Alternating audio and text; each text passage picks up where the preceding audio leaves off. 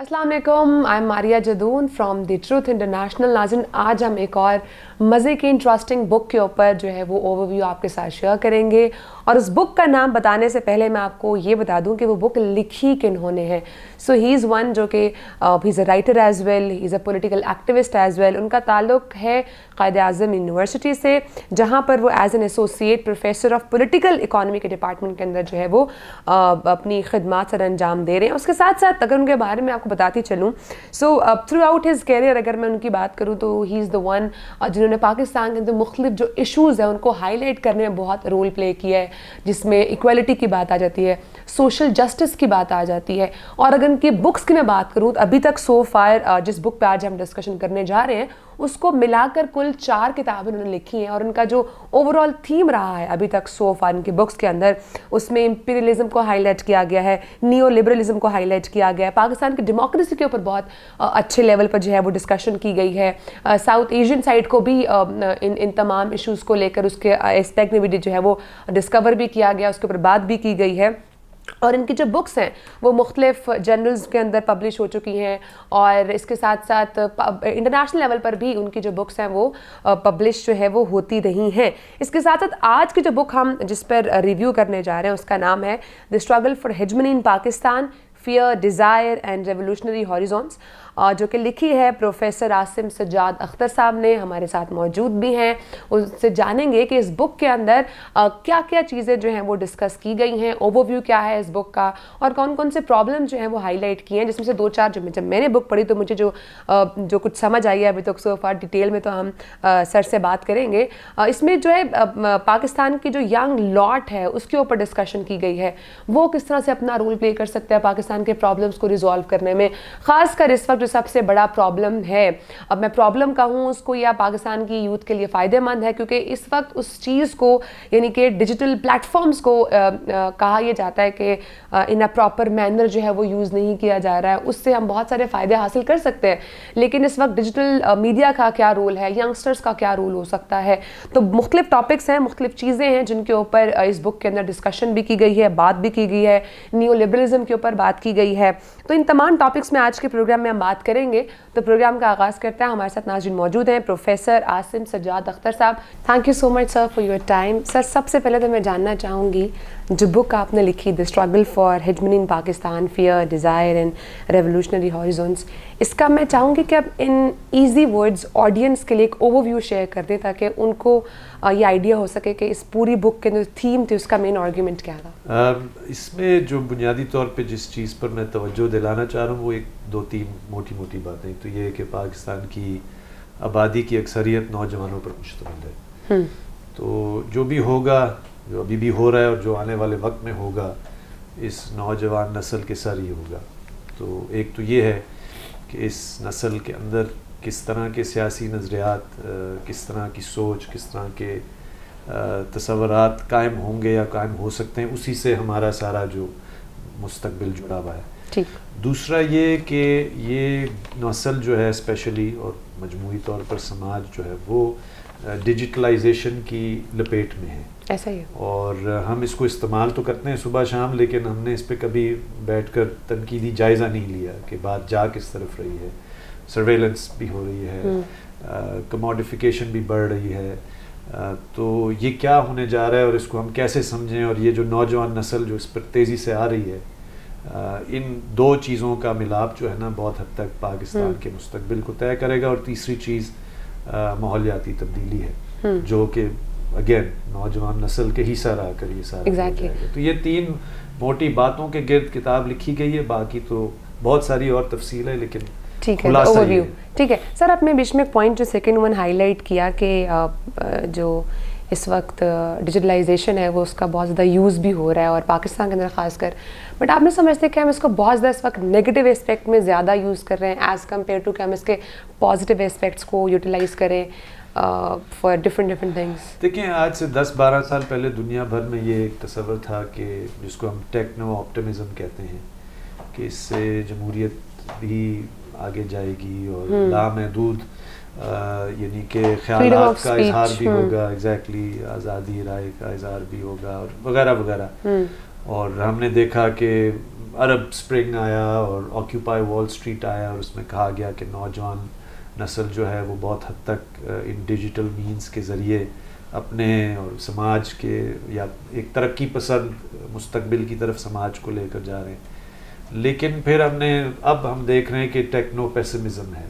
اب یہ جو اچھی اور بری اس کی جو پہلو ہیں میرا خیال ہے آج پاکستان میں آپ کو نظر آتا ہے ٹرول آرمیز یعنی کہ کس طرح آپریٹ کرتی ہیں, کس طرح یعنی کہ ایک فیک نیوز کے گرد پورے سماج کو جو ہے نا ادھر ادھر کر دیا جاتا ہے.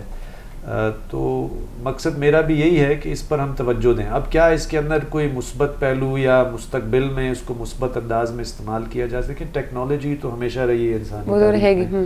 جب اخبار پہلی دفعہ آیا یا ریڈیو پہلی دفعہ آیا اس وقت بھی ایک بہت بڑا جھٹکا تھا, لیکن یہ سمجھنے کی بات ہے کہ یہ ٹیکنالوجیز عموماً ایک طبقاتی کردار بھی ادا کرتی ہیں. تو ایک حکمرانی کے نظام کے اندر وہ ٹیکنالوجی اسی نظام کو تقویت دے گا.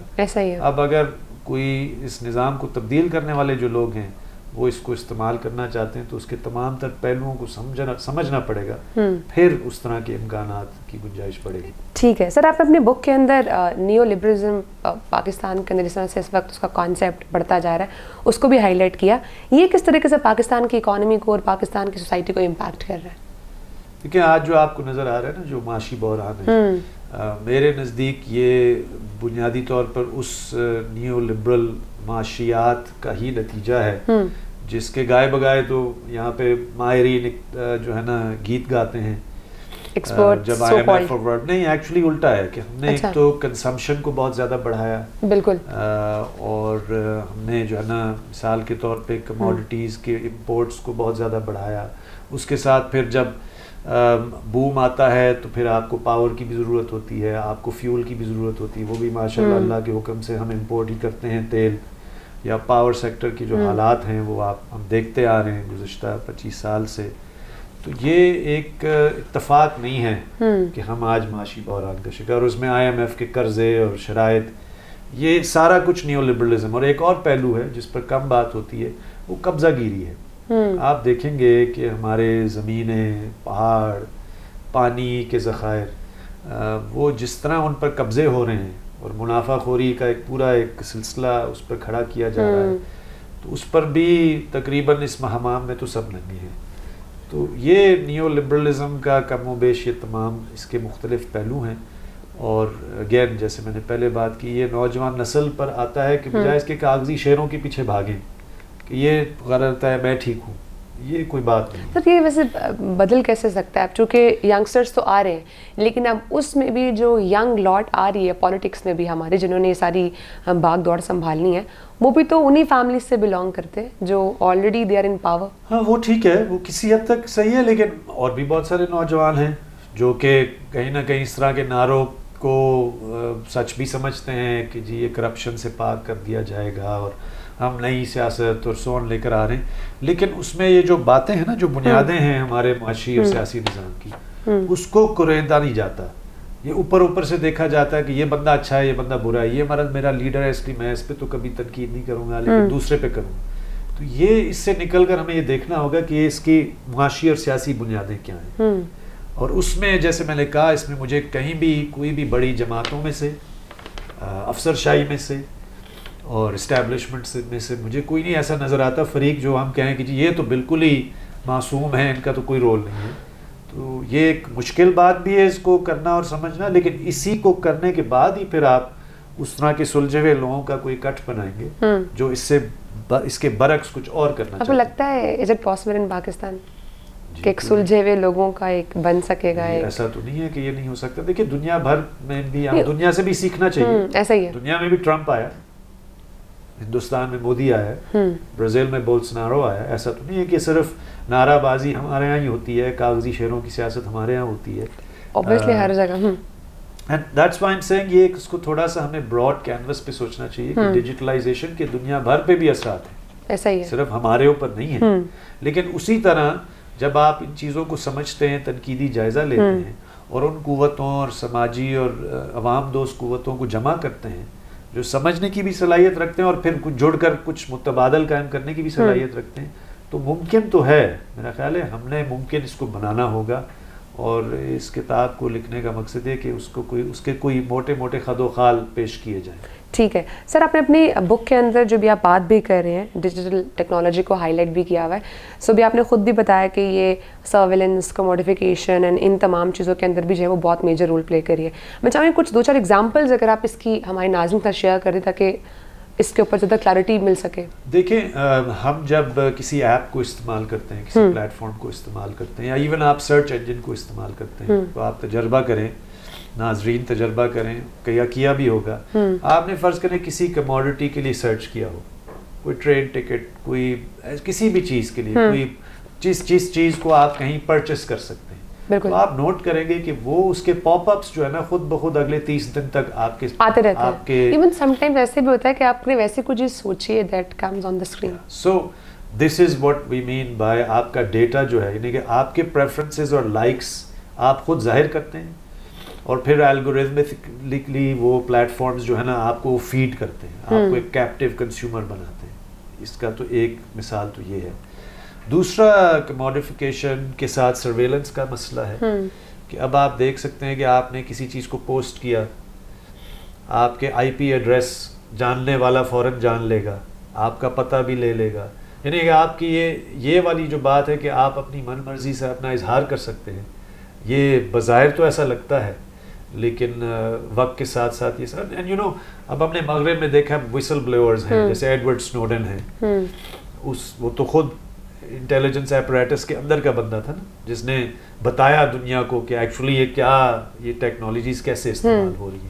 تو یہ میرا خیال ہے اگین جاننے کی کوشش یا جانکاری حاصل کرنے والا جان سکتا ہے، ایسا ہی ہے. اور یہ again this is not to say کہ یہ سب برا ہے، لیکن ٹیکنالوجی جیسے میں نے کہا اس کا استعمال یا تو طاقت کے پاس ہوتا ہے، جب عوام دوست قوتوں کے پاس ہوگا یا اپنا طور طریقہ اپنا استعمال کر کے کریں گے، تو میرا خیال ہے اس کے فائدے بھی ہو سکتے ہیں. ہاں ڈفرینٹ ہوں گے. آج کل تو ٹرینڈ بھی چلا ہوا ہے نا واٹس ایپ کال ریکارڈنگ کا، ہمارے پولیٹیشینس کی کال جو ہے وہ لیک ہو جاتی ہے. یہی تو میں آپ سے گزارش کر رہا ہوں کہ ہمارا تو سیاست کا پیمانہ یہ ہے کہ لیکس ہیں، یہ 1 نمبر ہے، یہ 2 نمبر ہے، اخلاقی قدریں گنوائی جاتی ہیں، اور ایکچولی نظام کی اصلیت جو ہے جو طبقاتی بھی ہے، جو کہ اداروں کے گرد چلتی ہے، صرف افراد کے گرد چیزیں نہیں ہوتی. تاریخ میں ہم دیکھتے ہیں طبقات ہیں، سامراج ہیں، ریاستیں ہیں، یہ وہ ایکٹرز ہیں جو جب آپ بامانی کچھ تجزیہ کرنا چاہتے ہیں تو آپ صرف افراد کو نہیں دیکھتے، آپ تاریخ میں یعنی کہ اس طرح کی قوتوں کو سمجھنے اور دیکھتے ہیں. اور یہ ہم چونکہ نہیں کر رہے، اسی لیے ہم گول دائرے میں گھومتے چلے جا رہے ہیں. آئی بلیو اس وقت جو آپ کا جو بھی ڈیٹا ہے، جو بھی جس میں بھی آپ نے بات بھی کی کہ فریڈم آف اسپیچ دیتا تو ہے سوشل میڈیا، بٹ کہیں نہ کہیں وہ آپ سے آپ کی بہت ساری ایسی انفارمیشن ہے جو ایکسٹریکٹ بھی تو کر رہا ہے. ایکسٹریکٹ بھی کر رہے ہیں. Frankly you have troll armies.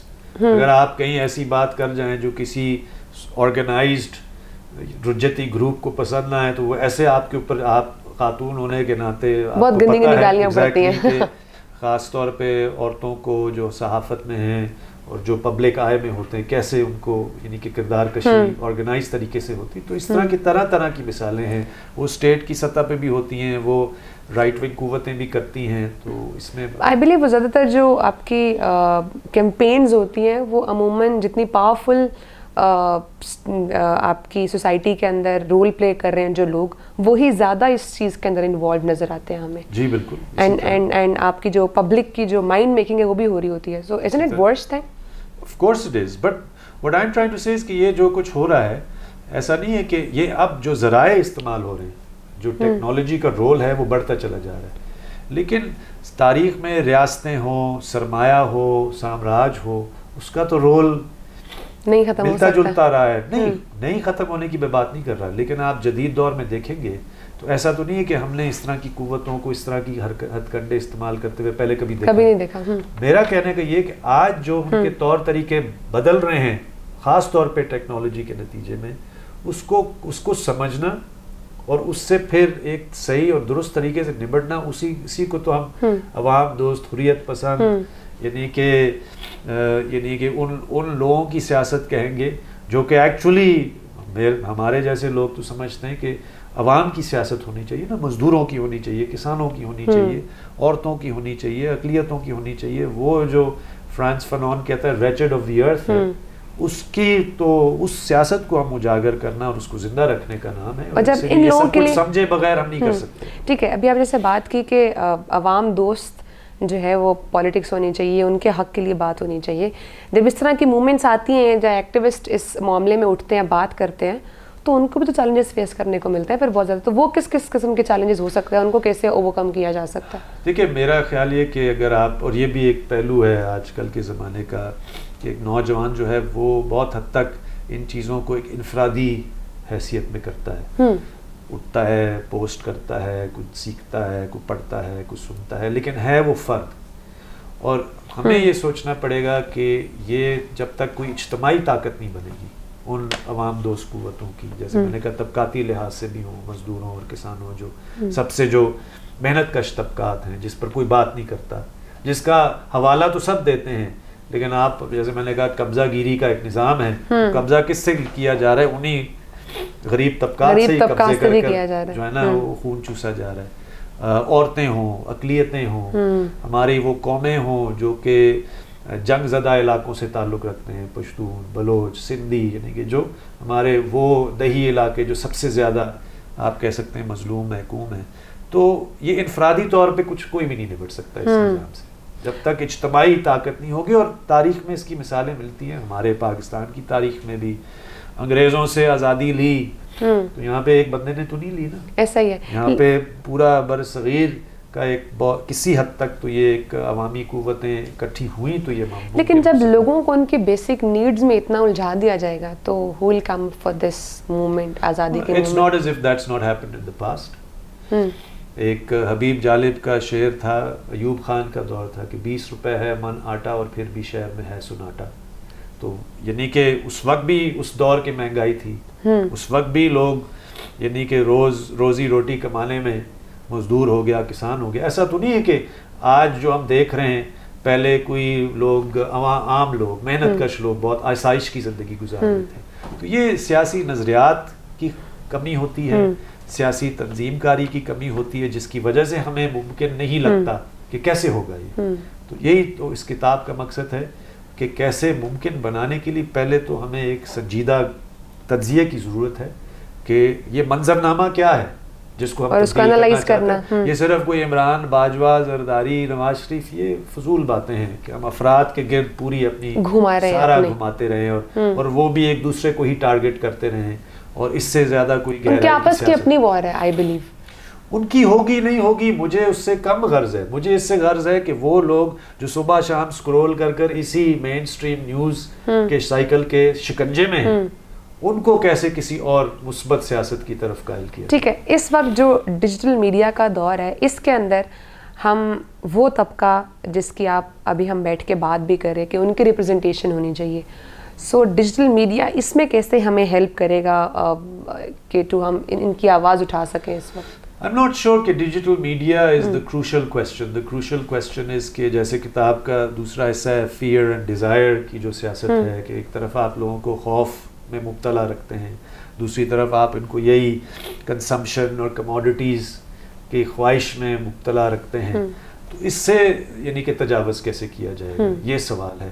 اور ایکچولی تو ڈیجیٹل میڈیا فیئر اور ڈیزائر کے گرد ہی گھومتی رہتی ہے. ایگزیکٹلی. تو آج اگر آپ جیسے ایک ڈیجیٹل میڈیا کے ذریعے بھی پروگرام کرتے ہیں اور بھی ہوتا ہے، اور سنجیدہ لوگ ان ذرائع کو دوسرے طرح کے سیاسی اہداف کے گرد یا سیاسی آئیڈیاز کے گرد فیئر اینڈ ڈیزائر کے علاوہ، یا اگر کوئی ایسا تصور ہو جرت کا، کوئی ایسا تصور ہو ماحولیات کا. آپ دیکھ رہے ہیں سیلاب آ کر چلا گیا، ایسے لگتا ہے کہ سیلاب آئے نہیں، حالانکہ لوگ ابھی تک جی میں تو جاتا رہتا ہوں، پانی بھی کھڑا ہے، لوگ دربدر ہیں، لیکن ڈیجیٹل میڈیا کو تو یعنی کہ وہ سنسنی خیزی چاہیے نا.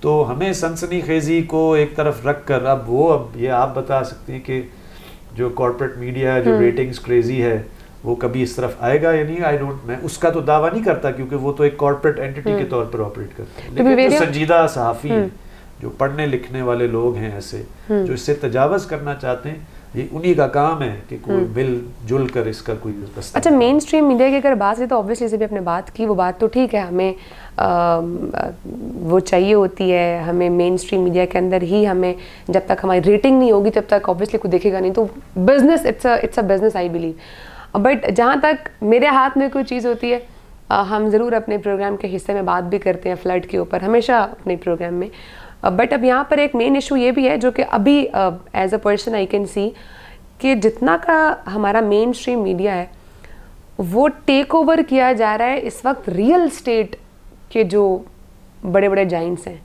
سو آپ کو نہیں لگتا کہ وہ ڈسٹرب کر سکتے ہیں ہمارے مین اسٹریم میڈیا کے ڈسکورس کو؟ ڈسٹرب کیا, اس کو مزید اسی یعنی میرا خیال ہے نان ایشوز یا ایک خاص طریقے سے شیپ کیا جائے جائیدادوں کے لیے. ایسے آپ کو صبح شام ایڈز ملیں گے بیریا ٹاؤن کے, اس اسکیم کے, اس اسکیم کے, اور اس میں کتاب میں نے اس کا کافی حوالہ دیا ہے کہ ہمارے معاشی ماڈل میں کس حد تک زمین کو, فائنینشیل ایسٹس کو, یہ گیٹڈ ہاؤسنگ سکیمز کو ہی سارا, اب تو وہ صنعت کار کا تصور جو کہ کہیں فیکٹری لگا کے کسی مزدور کو نوکری دیتا تھا وہ بھی آؤٹ ڈیٹڈ سا ہو گیا. جس کے پاس پیسہ آتا ہے وہ زمین پہ قبضہ کرتا ہے, اس کی پلاٹنگ کرتا ہے اور فائلیں بیچنا شروع کر دیتا ہے.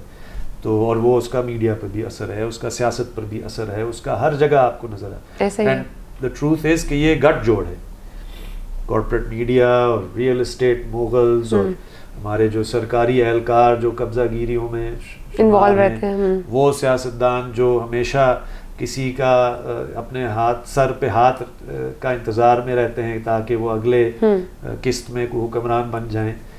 تو یہی تو وہ میں کہہ رہا ہوں کہ یہی وہ اس نظام کی تمام وہ آپ کہیں ستون ہیں جس کو ہمیں ایک دفعہ بڑے ڈسپیشنیٹلی اینالائز تو کرنا چاہیے, اور پھر ہی اس کا امکان پیدا ہوتا ہے. امکان ہی ہے لیکن امکان ہونا پہلا قدم ہے. ایسا ہی امکان ہونا پہلا قدم, اس کے علاوہ کچھ کر سکتے. ٹھیک ہے سر, پرابلمس تو بہت سارے ہیں, ابھی ہم نے ان کو ہائی لائٹ بھی کیا. What is the way forward for it? I think as I said at the beginning, it requires young people to recognize کہ دیکھیں یہ کوئی اور نہیں حل کرے گا. یہ جو ہم اکثر رہتے ہیں نا کوئی جادو کی چھڑی والا آ جائے گا, ہم وہ ڈگڈگی بجائے گا, ہم اس کے پیچھے چلیں گے تو سب اچھا ہو جائے. ہم مسیحا کے اکثر اس ملک میں انتظار میں رہتے ہیں نا, وہ جنرل ہو, کبھی جج ہوتا ہے, کبھی کرکٹر ہوتا ہے, کبھی پتہ نہیں اگلا کون سا ہوگا. تو یہ اب سمجھنا پڑے گا کہ نوجوان خود اب اس کو فریق بننا پڑے گا, and not just as a passive follower یا ٹرول آرمی والا جو کہ ری ٹویٹس اور لائکس کرتا ہے, بلکہ کہ بھائی یہ اب اس مستقبل کے یا حال میں ہی بلکہ آپ معیشت کو دیکھیں, آپ اعداد و شمار دیکھیں, یعنی کہ کروڑوں نوجوان جو ہے نا بے روزگار ہیں. ایسا ہی ہے, جو تعلیم حاصل کرنے والے بے روزگار ہیں, جو 25 ملین بچے جو اسکول نہیں جاتے تو ان کا تو آپ الگ ہے نا کہ ان کی لوگ دوڑنے کے چکروں میں ہیں, لوگ اللیگلی کشتیوں پہ جا کر آپ دیکھ رہے ہیں کہ مرتے ہیں, ڈوب جاتے ہیں, جیسے ابھی حال میں اٹلی میں آپ نے واقعہ سنا. تو یعنی کہ یہ ایک ڈیسپریشن ہے نا, اور اس ڈیسپریشن میں سب سے بڑا شکار تو یہی نوجوان ہوگا, سب سے نچلے والے طبقے کا سب سے زیادہ. لیکن ایون پڑھا لکھا طبقہ اگر اس کو لگتا ہے کہ وہ انسولیٹ ہو جائے گا ان سارے معاملات, تو حل یہی ہے کہ لوگ اپنے آپ کو فریق سمجھیں, لوگ ان ترقی پسند نظریات جس کا اس کتاب میں بھی حوالہ ہے اس کو جانیں, اس کی تاریخ جانیں, اور یہ ذہن میں رکھیں کہ یہ جو بھی انسانی تاریخ میں, تہذیب میں جو بھی کوئی انسان دوستی کا کوئی بھی آپ کو کردار نظر آئے گا, یہی ترقی پسند لوگ تھے, یہی نظریات تھے, جو کہ شاید ان کی زندگی میں کسی نے نہیں پہچانا ہوگا لیکن بعد میں کہا کہ یہ تو بڑے لوگ تھے جنہوں نے اس وقت نشاندہی کی, جنہوں نے اس وقت یہ نہیں کہ ایک آپ کہہ لیں کہ علم بلند کیا کہ بھئی اس کے گرد.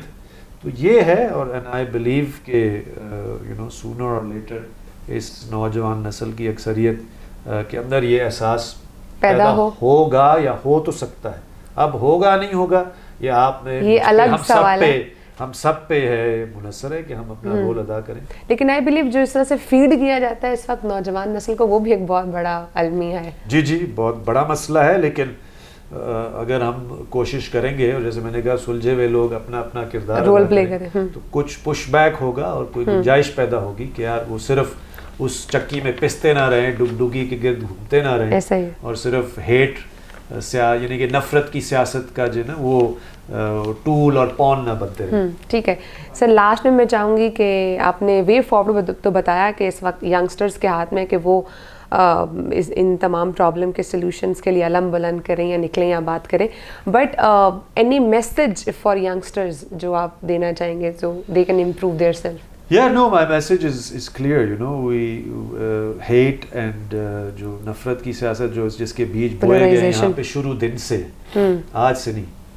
کبھی مذہب کو ویپنائز کیا جاتا ہے، کبھی ہماری جیوگرافیہ سے انکار کیا جاتا ہے. دیکھیں ہمارے جو ہمسائے ہیں وہ ہمارے ہمسائے رہیں گے، بہتر یہ ان کے ساتھ امن بھائی چارے سے رہا جائے. ان کے بھی نوجوان آبادیاں ہیں، ہماری بھی نوجوان آبادیاں ہیں.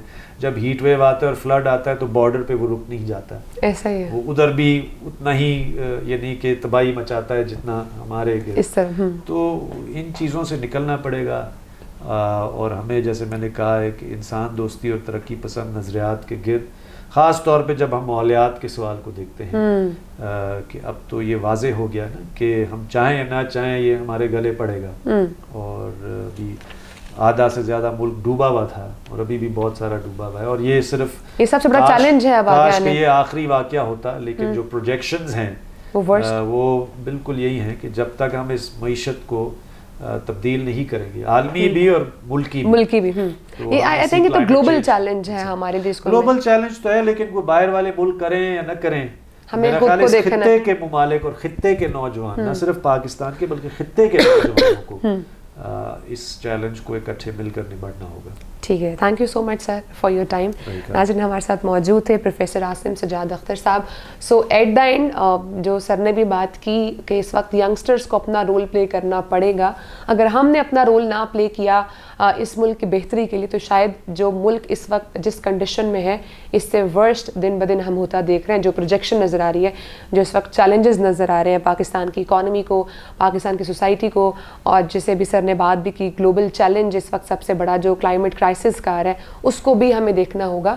تو آج کے لیے اتنا ہی تھا. انشاءاللہ اگلے ہفتے ایک نئے ٹاپک سے آپ کے ساتھ موجود ہوں گے. تب تک کے لیے اپنا بہت سارا خیال رکھیے. اللہ حافظ.